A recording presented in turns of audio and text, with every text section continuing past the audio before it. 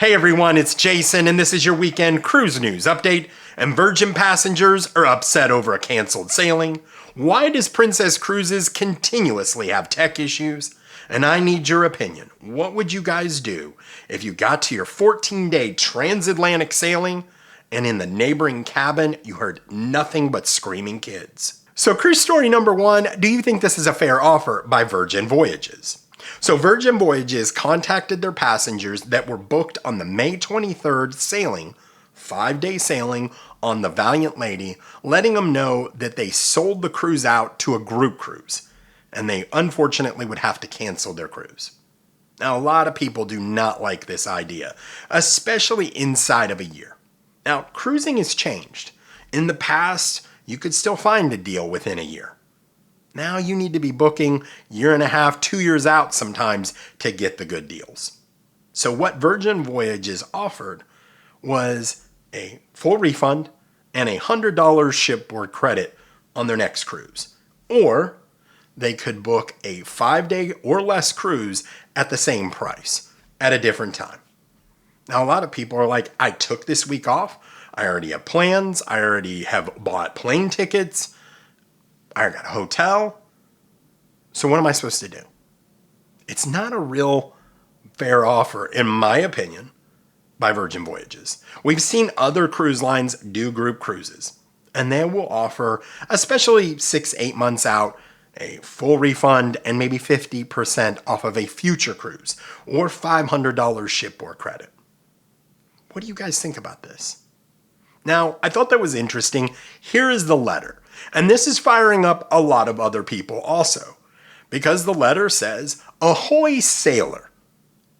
Come on, you're bringing bad news. It's unfortunate, and you're saying ahoy sailor. It fired a lot of people up, and I can understand it. The other thing that people were upset by is we pride ourselves on being the brand you trust to make your time truly incredible. They're like, well, I can't trust you. And what if I book another cruise? Are you going to sell this out to a group cruise also? Do you think this was a fair offer by Virgin Voyages? Let me know in the comments. So cruise story number 2, are you a fan of Princess Cruises and do you constantly have tech issues? So this one happened to us. So I wanted to go to the Mexican Riviera and we're flying from Orlando to LA. So I wanted to make sure we had all 3 stops. And the one that I really wanted to have was Puerto Vallarta. I've heard about it. A lot of people said, hey, it's a cool stop, and that's the place I wanted to go. So I find the Discovery Princess. I got a great cabin, good deal, and I booked it.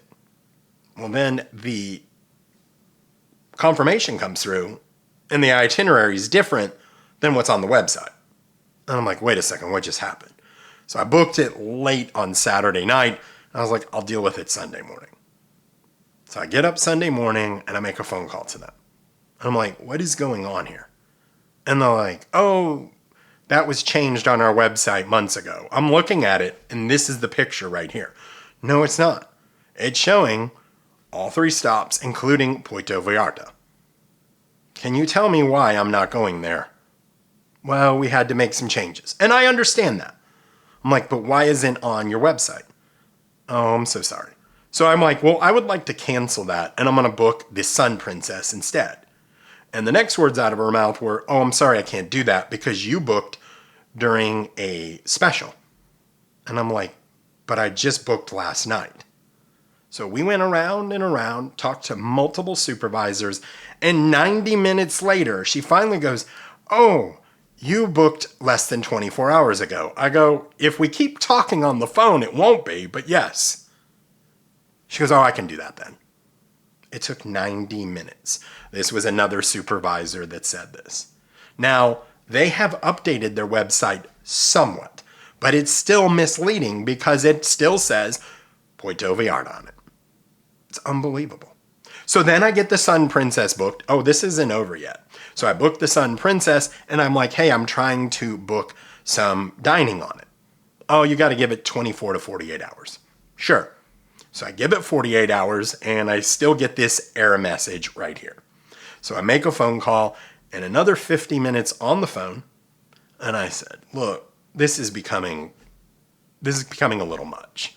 It doesn't take that much of the time to book on the app. It shouldn't be that big of a deal. She goes, well, I'll escalate it. I'm like, okay, fine. And then I said, can I book an excursion through the app? She goes, oh, no, that's a known issue. We're working on that also. Are you seeing these tech issues with Princess Cruises? See, this is a cruise line that says they have this medallion, they have technology, and it's at a different level. And if the technology worked, it would be amazing. But if you look in the App Store, look at Princess Cruises, look at Celebrity, look at Royal Caribbean, Holland America, NCL, and look at the differences here and how terrible the rating is for Princess Cruises in their app. And then one more thing, look at this. You go and hit your dining. It took 44 seconds. I won't play the whole 44 seconds, but 44 seconds for it to update in the app to show me what dining I finally had booked. Princess Cruises, if you're listening, you gotta fix your tech issues. It's not that difficult. There is all these other cruise lines that have figured it out. Their apps are very intuitive. They're very good. I mean, this looks worse than Celebrity and Royal Caribbean years ago when they were first coming out with their apps. They had better apps than this. Let me know if you're having these issues also.